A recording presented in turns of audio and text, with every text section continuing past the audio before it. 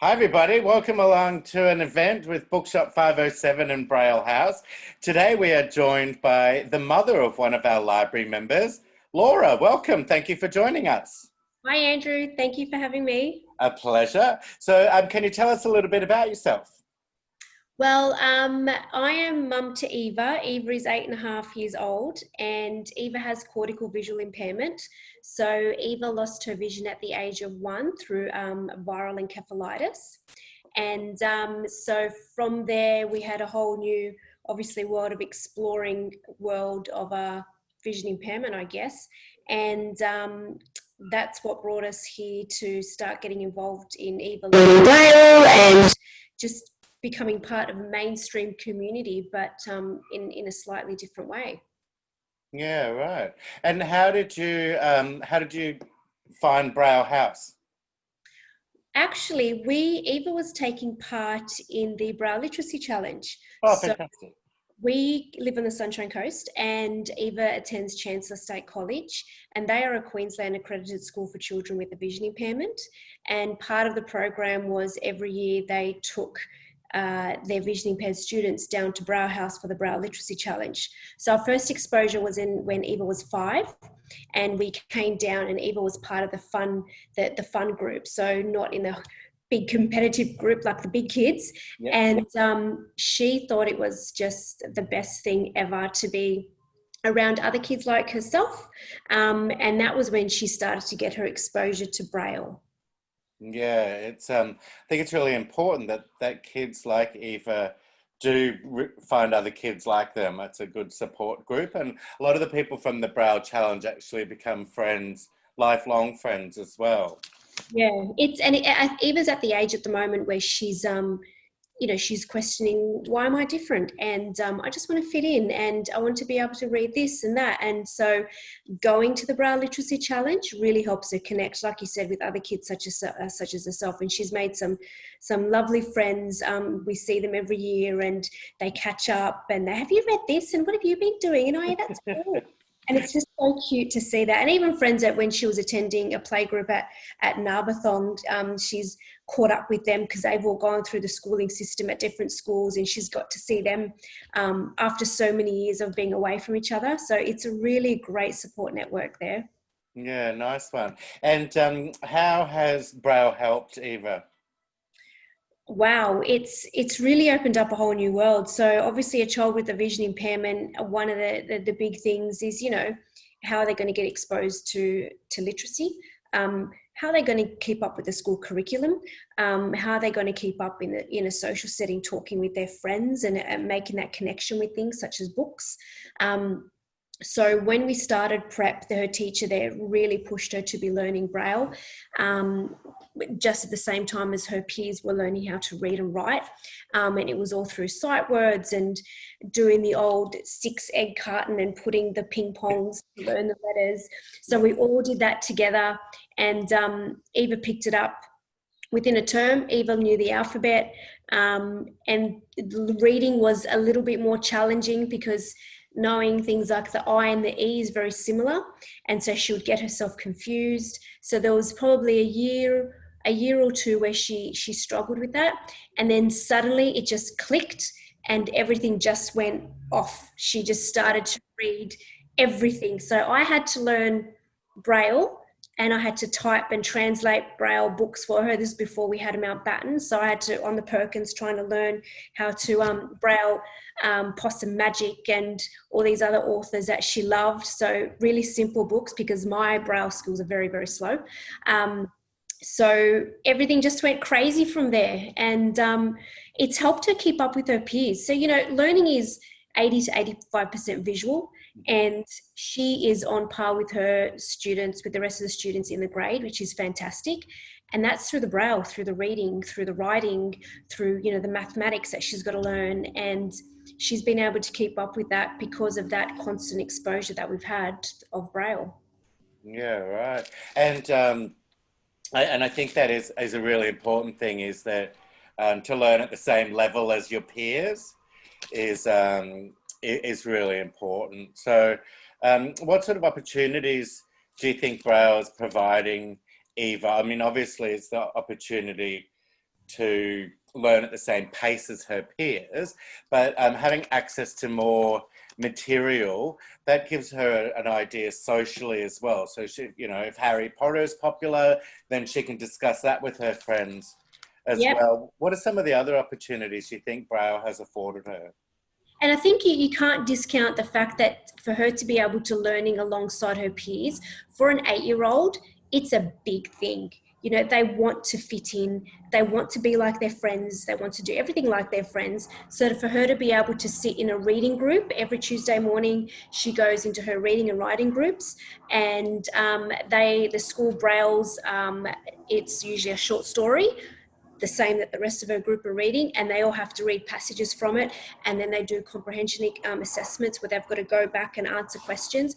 That in itself is just huge for Eva, because when she got given that book last year to her first reading group, she felt so independent and she wanted to go herself to the reading group, and she put her hand up and answer the questions, and she was so excited that she was part of something, that she didn't need that help, that she didn't need a teacher's aide to help her and read it to her or have it in audio, that she could read it just like everybody else.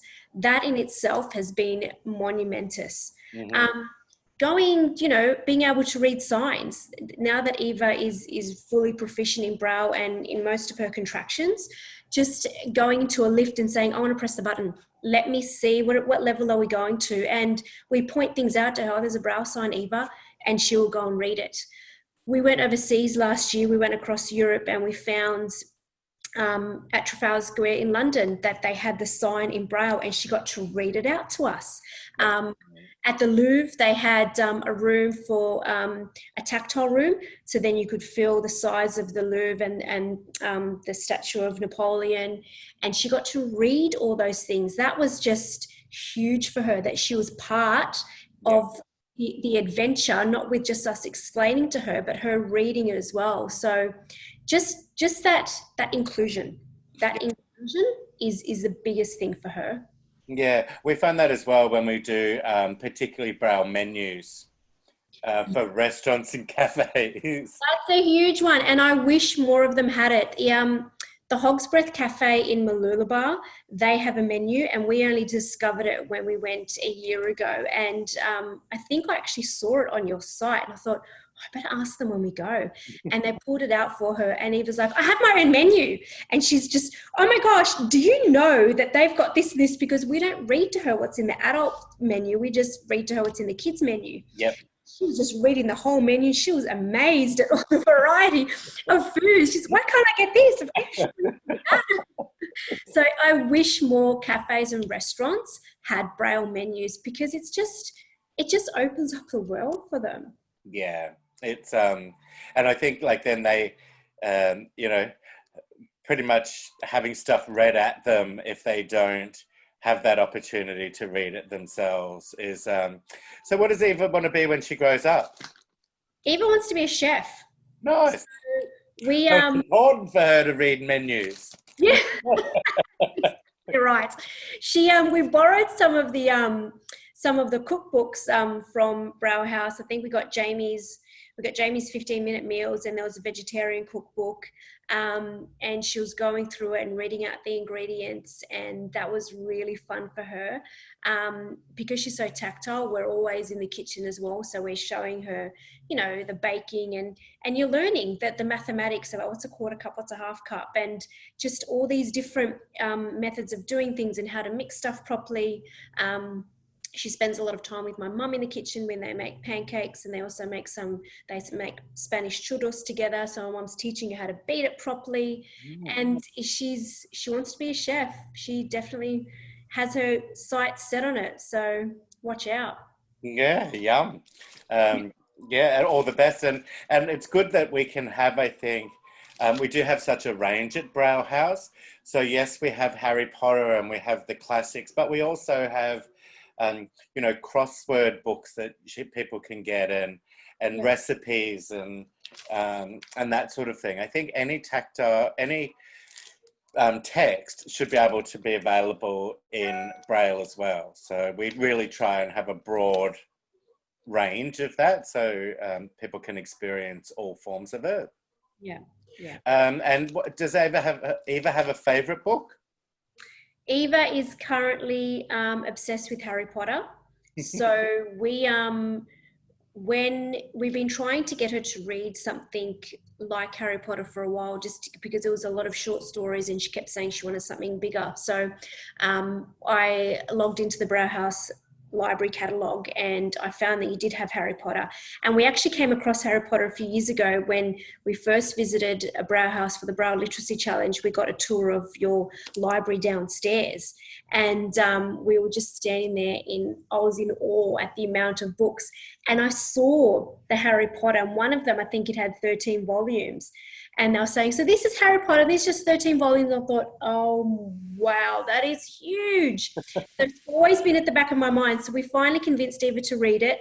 And oh, wow, she's obsessed. I've actually even I've got it right next to me, all the Harry Potter Legos. Oh, yeah. Just so obsessed with Harry Potter. I think she's up to the Order of the Phoenix. And the postman knows us really well. He drops the bags over the fence and she's just screaming for joy when she gets the next one. When she's up to the last volume, she's always like, can you please email Braille House? I need the next set. I will contact them. Just make sure you contact them because, they only send it on Friday and we get it on Monday and I don't want to wait a whole week. I'm going, okay, got it. So she's clued in. But that in itself, being able to read Harry Potter and talking about it with her friends, it's just huge. And, Harry Potter is also a book for adults. Her PE teacher reads it. There's another teacher, another grade that he's outfitted his whole classroom in Harry Potter. And she gets to have these conversations with everybody throughout the day about Harry Potter and where they're up to. And that's just been so wonderful to have that, that experience of being involved in a world that is not your own. Reading was a big thing for me when I was a kid. And I'm so happy that she has that exposure and is able to tuck herself away for a few hours and read quietly. We do catch her sometimes at 5 a.m. reading and late into the night. So we have had to stop her. And one of the teachers has said they have had to ask her to stop reading when they're in the classroom because we're trying to get onto other tasks. So it's a good problem to have. Yeah. But, her vocabulary has expanded, which is fantastic because she has low vision. We get to now understand more exactly what it is that she needs and what she is looking at and what is fuzzy and what's not. So it's not just the exposure to another world and creativity, but it's just also, your expansion of your vocabulary. And do you think people generally really understand the importance of reading and writing as literacy, or do sort of people take it for granted unless it's somebody that has a visual impairment that needs Braille?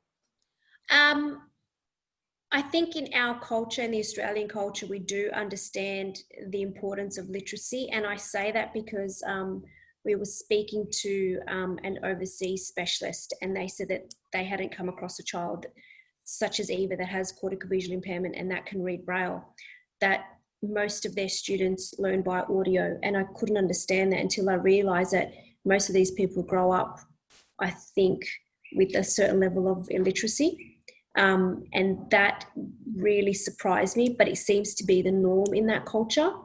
So in the Australian culture, we are very, very aware of the importance of it. And it was right when Eva was 4 years old and attending a playgroup at Narbathong Special School that they would say to me, literacy is the most important thing you need to focus on with Eva. And she needs to be exposed to Braille at an early age. And we're very well aware of it. And it is when you start talking to people that they realise there is not a lot of Braille out there in terms of books. We rely on Braille House a lot because we can't find books anywhere else. And it's when you're talking to relatives that go, I want to get a book for even for her birthday or for Christmas. Where can I look? Well, here's the problem. You have to get them from the US, which takes 8 to 12 weeks of shipping, or that's probably about it. And they're very expensive. They are so expensive. So that's when, thankfully, with Braille House, we're going to get those 12 volumes, we're going to read them, we're going to send them back, and we're going to get more.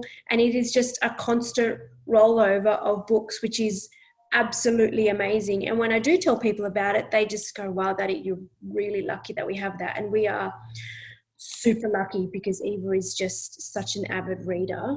It's Mm.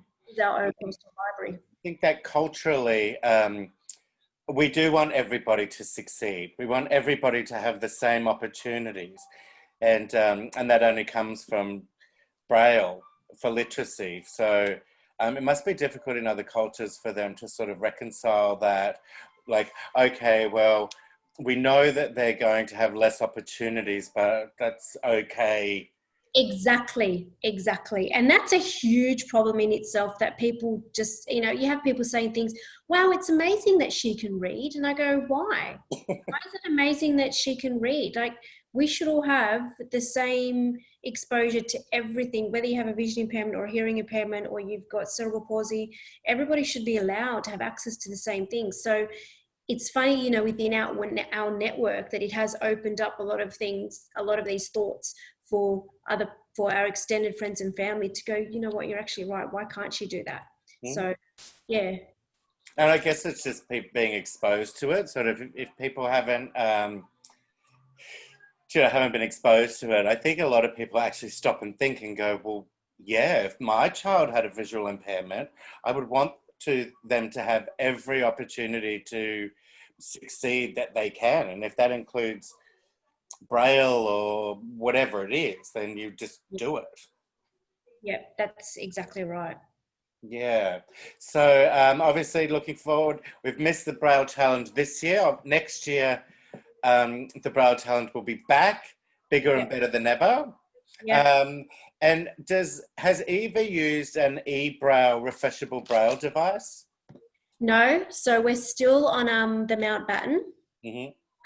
And I don't know if maybe at the end of next year they're going to start getting her onto the refreshable Braille device because she still isn't fluent in the Mountbatten. So I believe with our school, what they like to do is get you well versed on the Perkins, and then from the Perkins move on to the Mountbatten.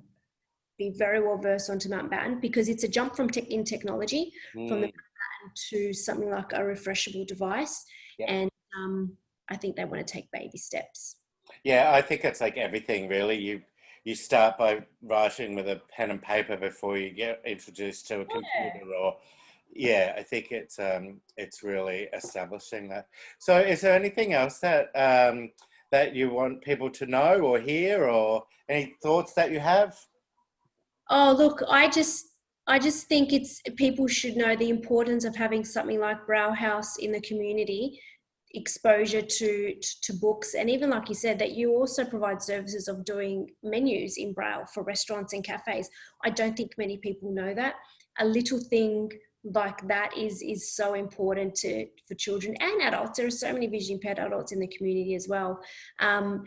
That kind of support is amazing. And even things like the Braille Literacy Challenge, to be able to bring kids together has been just so wonderful. And we're pretty disappointed we missed this year. We missed last year's as well. But just that kind of community support that you have across Queensland has really been beneficial for our family. So thank you for everything that you do for Eva all the time with the Harry Potter books. We'll make sure we keep them coming, and we'll see if we can get J.K. Rowling to write a couple more.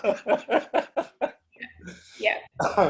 Excellent. Well, thank you so much for joining us today and sharing some of your stories and insights. And we wish Eva and yourself all the best.